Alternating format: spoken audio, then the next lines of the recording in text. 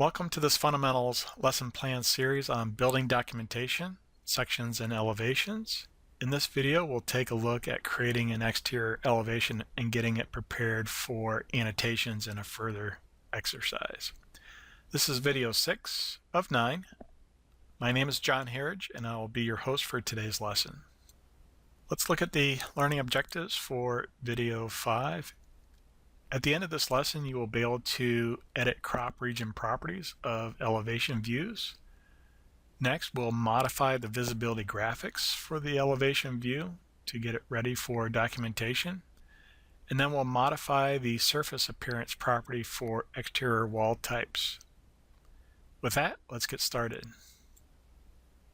Let's begin the exercise by opening up an existing file. Go ahead and click Open. And browse out to your tutorial directory.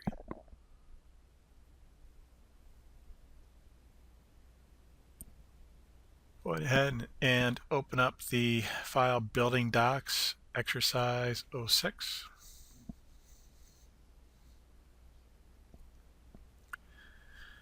This is the project that we'll be working with, and for this exercise we want to create and prepare the right-facing elevation view of this project. So what I'm circling on the screen with the cursor is the elevation view that we'll be working with.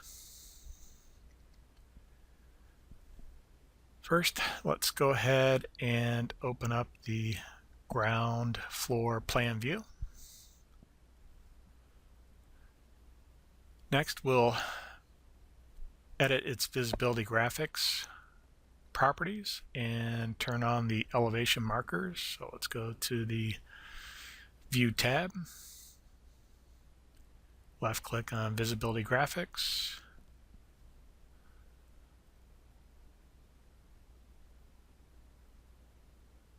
and let's go ahead and set the active tab to Annotations and scroll down to Elevations. Go ahead and mark the box for elevation so it can become visible. Go ahead and click OK to accept. Next, we'll confirm the extents of the elevation view. Let me do a zoom to fit first. So the elevation marker is actually made up of two components. There's the box, which controls the graphic display of the elevation, so you can actually change its orientation if need be.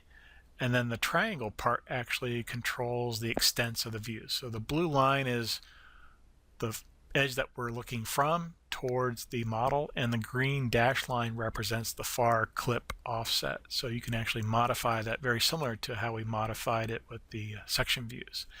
Go ahead and double left click on the triangle part of that left elevation, and now we are looking at that view. So we'll continue the process. Let's go ahead and modify the visual style. Go ahead and set that to hidden line.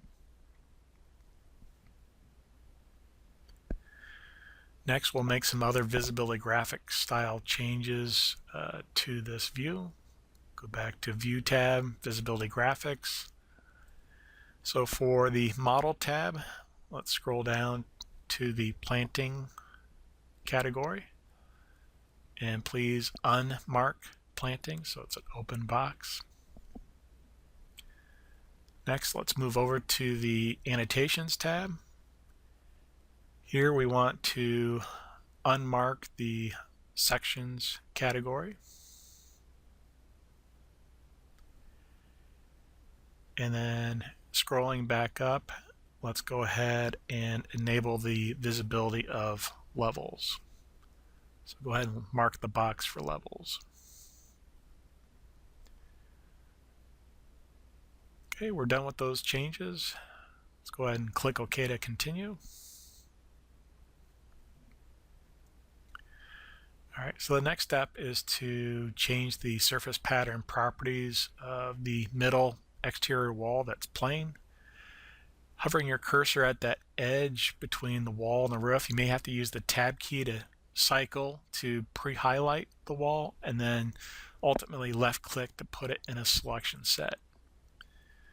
Once the wall's in a selection set, let's go ahead and click Edit Type. Again, this is a type-based property, so it would affect all walls of like kind.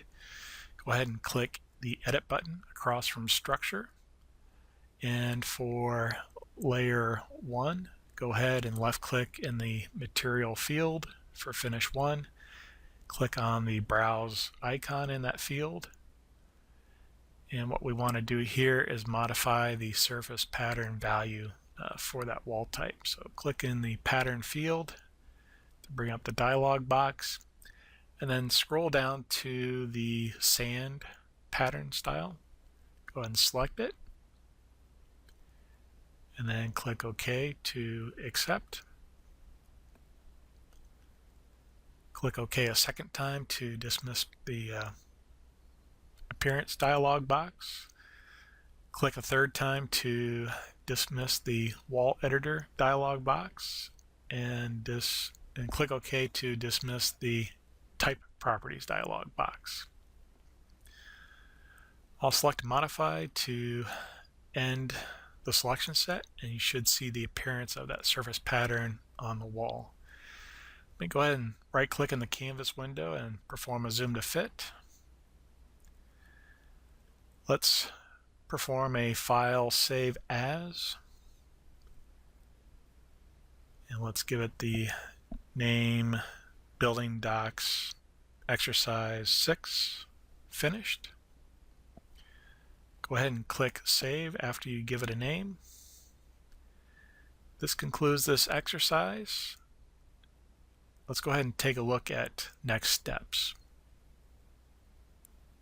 Let's review the learning objectives for video 6. In this lesson, you were able to edit a crop region properties for elevation views. We also modified the visibility graphics for the views so we can control the visibility of what we want to represent in those elevations. And then last, we modified the surface appearance property for the exterior wall type. With that, let's take a look at Autodesk resources that are available to you.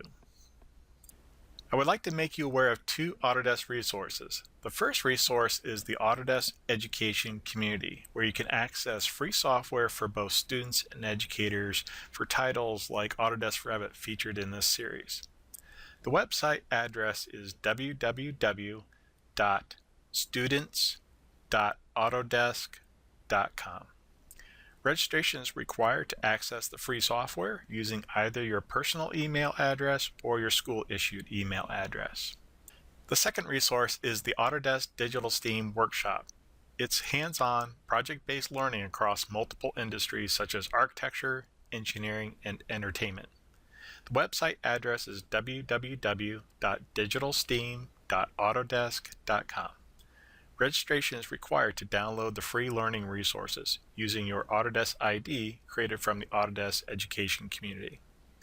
You will find the Fundamentals of Architecture series under the Subject pull-down menu, Architecture link. Assets include step-by-step instructions, datasets, and videos. This concludes this lesson overview summary. Thank you for watching.